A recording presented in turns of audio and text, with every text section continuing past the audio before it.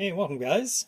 Today we have the Bandai RX-75 Guntank, the mobile suit, the prototype long-range support mobile suit.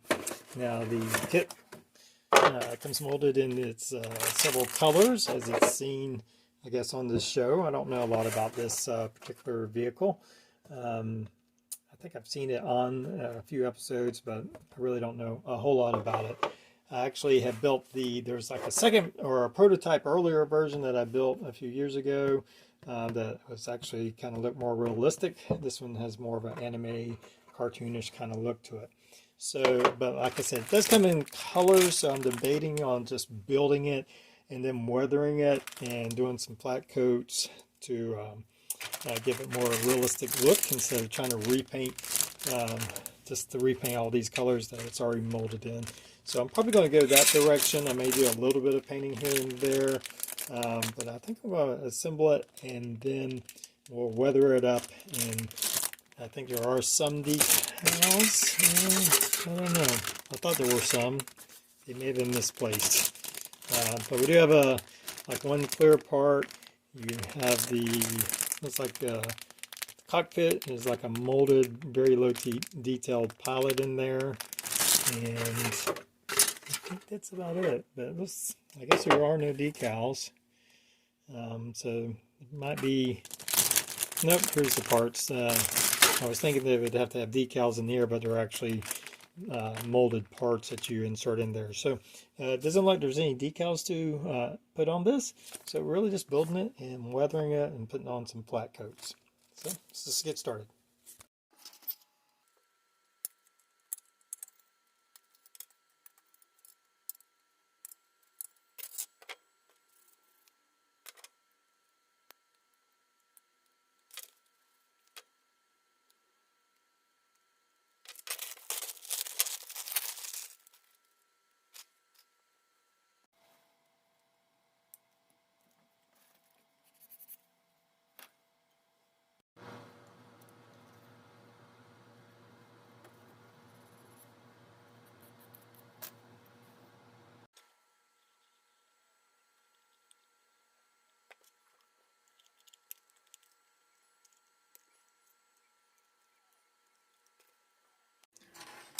All right, I think we have a change of plans here. I think I am going to try to paint this. I think, like I said, you could weather this and it'd probably look fine, but I think I'm going to try to do a little bit more, have a little bit of shading and stuff going on. I think I'll do like a black primer and then paint this in parts here. There's not a whole lot of parts. This went together fairly easily. It does require some glue. It's not a total snap tight, at least. These side panels are way too loose anyway. The wheels kind of snapped on. They don't really move, but I don't think it has to. I think the track just kind of slides around. Slides around it. We have a kind of a rubbery track here. So I don't know if I'll paint the tracks though, being that it's this kind of rubber. So anyway, I'm going to paint this, and first I'm going to start off with a black primer coat. Alright, I've put a black primer on all of the blue parts of our mech here, or Gundam, whatever, or tank. The base here and the upper part I've primed in black. Now the wheels have also been primed. I plan on just going back and probably just hand painting those.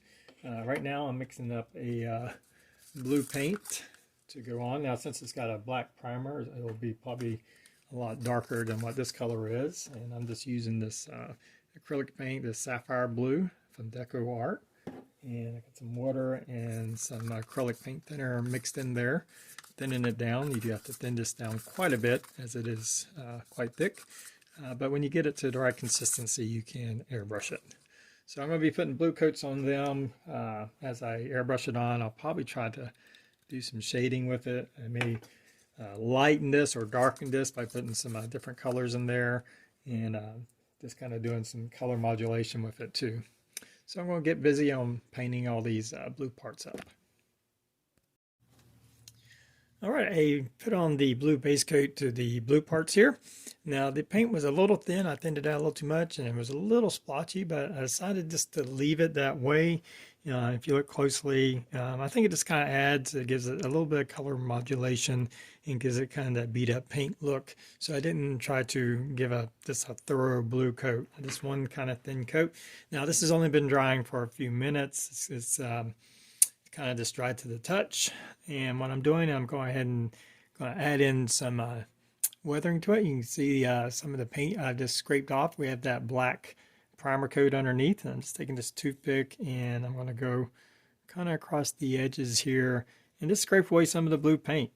Go ahead and start giving that. Now we're going to do some more weathering obviously, but I think this is a good starting point while this paint is still easily scratched off. Just going to try to knock away some of this paint and beat it up a little bit.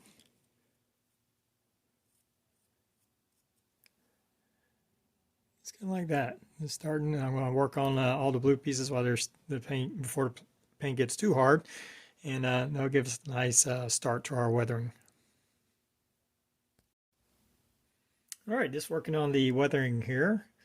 As you can see, we got the kind of the torso of our mech here. And right now I'm just taking some dry pastels, and these are just kind of like chalk-based sticks. You can get these at hobby stores. Different colors, different shades. Right here I have a couple pieces of sandpaper that I just kind of scrape them off on to get me a little powder going. And then I use that to kind of darken up areas. It's real good for darkening in areas, giving it some color modulation.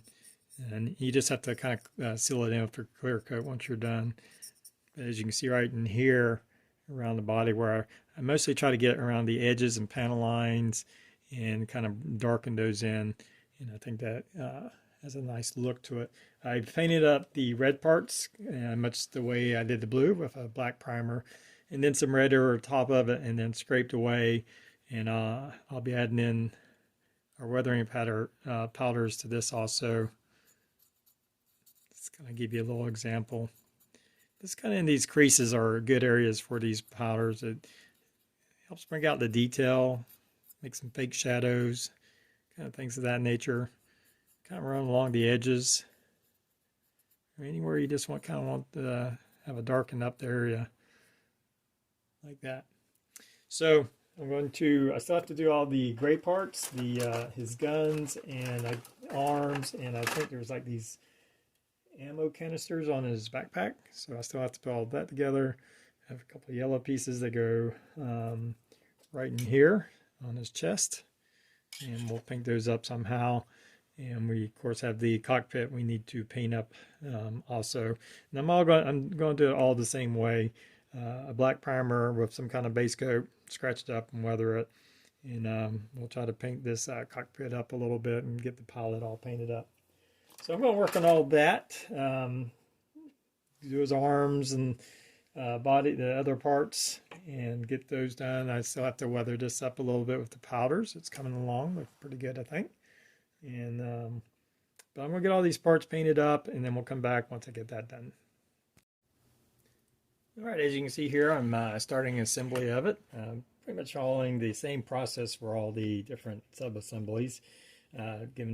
Assembling it, putting a black primer coat on it, and then a base coat, followed up by some scraping, and then some dry pastels. As you can see, I already have one track on the our mech here, or our Gundam, or Guntank, whatever you want to call it. Liking the way it looks. Now on the tracks, I don't know if I said this already, but I painted them black, and then took some like a cloth with some alcohol and rubbed away from all the high points to bring out the gray. And pretty happy with that. Now we'll do more weathering once I get it all assembled. Now I've placed in these yellow parts here. I now have the gray parts assembled and primed up. It's his little pack that goes on here. I don't know if that's like where his ammo's at. I have his guns and have his arms here all primed up and ready to go. And I'm just going to be using like a light gray color on those to get those painted up. And we'll do the same thing with the scraping and the dry pastels. I still have to paint the cockpit and its little pilot. So I'm going to do all that and assemble it, and then we'll start heading into some more detailed weathering. All right, well, you can see I have them mostly put together. There's a few more parts. Of course, the canopy. He has some antennas that kind of go on the side of the cockpit here. But I think it's turned out pretty cool. You can see I'm starting to do some dry pastels in some of these recessed areas. If you can see the difference between this arm, which I haven't done, and this one that I have, kind of gives them that kind of more beat up look, kind of brings out some, or makes some imaginary shadows. And now I'm going in with a little bit of this Vallejo light gray wash, and I just put a little bit on top of this cup here and use a paintbrush, and just using that to start some of these lines in here we'll put in, and panel lines is what I'm trying to say. And take a Q-tip, get the excess off, and I'll put it in some of these other recess areas. So I'll use that. And then I'm going to go in with a little bit of this Vallejo steel. And on some of these areas where I got the paint removed, I'm going to put just a little bit to make it like it went down to the bare metal. Hopefully not overdoing that. So I'm going to finish them up, and we'll come take a look at the finished model when I get done.